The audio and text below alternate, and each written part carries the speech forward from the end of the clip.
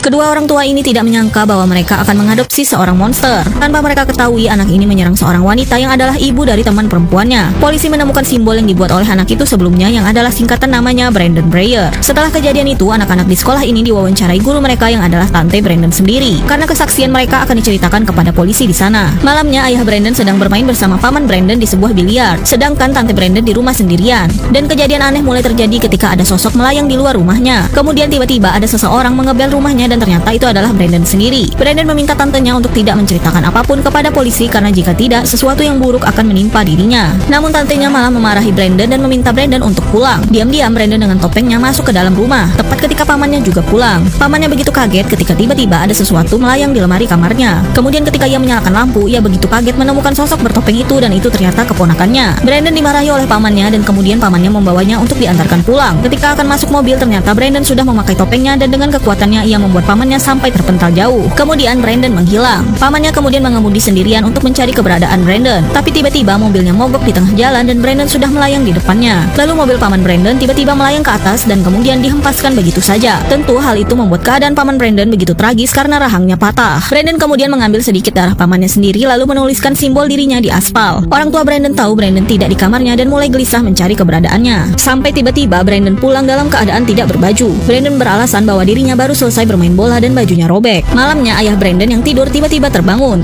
Ia menemukan ada sebuah portal di kamarnya. Ketika ia masuk ke dalam, ia melihat istrinya sedang menggendong sesuatu. Tapi ketika suaminya mendekat, tiba-tiba sebuah cairan hitam keluar dari seluruh badan istrinya. Dan ketika ayah Brandon melihat bayi itu, ia melihat ada mata merah dan kemudian menyerangnya. Ternyata itu adalah mimpi buruk dari ayah Brandon. Mereka mendapatkan telepon dari saudara mereka mengabarkan bahwa paman Brandon mengalami kecelakaan. Istrinya begitu syok menceritakan kepada mereka. Ia juga sempat menanyakan kepada orang tua Brandon apakah Brandon pulang dengan selamat karena malam itu ia mampir ke rumahnya. Tentu saja hal itu mengejutkan mereka berdua. Ketika mereka pulang, mereka mengabarkan kepada Brandon bahwa pamannya sudah meninggal. Tapi reaksi Brandon hanya biasa saja, bahkan kedua orang tuanya sampai mengulang memberitahunya. Kemudian ayah Brandon langsung saja menyerangnya mengatakan bahwa mereka tahu Brandon berbohong semalam. Terjadi pertengkaran antara ayah dan anak ini karena ayahnya yakin anaknya berbohong. Sampai tiba-tiba Brandon menyerang ayahnya sampai membuat lemari belakangnya hancur. Kemudian ayah Brandon ke atas memeriksa kamar Brandon. Dan betapa terkejutnya ia menemukan baju Brandon yang disembunyikan dan ada bekas cairan merah di sana. Tepat ketika itu Brandon masuk ke kamarnya dan untunglah ayahnya berhasil menyembunyikan bukti tersebut. Ketika di bawah, ayah Brandon memberikan baju itu kepada istrinya dan yakin bahwa saudara mereka dihabisi oleh Brandon, anak mereka sendiri. Di kantor polisi, sheriff memeriksa bukti-bukti yang terjadi di kota mereka. Ia lagi-lagi menemukan simbol aneh itu di TKP kecelakaan paman Brandon. Simbol yang sama dengan yang terjadi dengan ibu dari teman Brandon. Di rumah, ayah Brandon mengenang kembali masa-masa kecil Brandon. Sepertinya kedua orang tua ini akan menghentikan perbuatan Brandon lebih jauh. Saksikan kelanjutannya di part selanjutnya.